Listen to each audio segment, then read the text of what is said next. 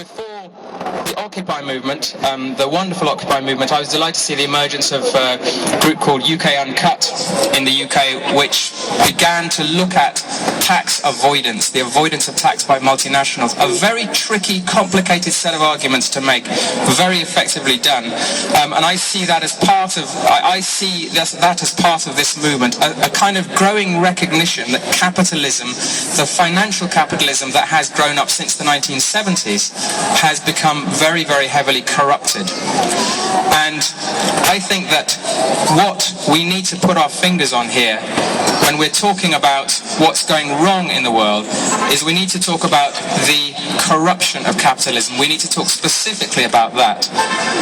I do see that there is a lot of newspaper headlines will call the people here anti-capitalists, and I'm sure there are a lot of people who would call themselves anti-capitalists, and that's great with me. I think, a broad church is wonderful, but I think if you get that label as anti-capitalist, the people who are here and sticking it out through the night and whatever, if you get that label as anti-capitalists, I think that is quite a dangerous thing, because you start to have a problem with losing the mainstream UK public opinion.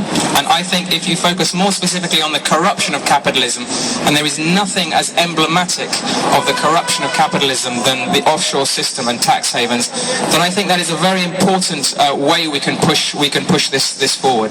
And of course, I write in my book about the City of London Corporation itself, which is having a confrontation with these courageous people here. And that is another very important, it's a kind of grand old boys network that is rooted in the City of London, that is rooted in finance, that is absolutely also emblematic of this corruption of the financial system.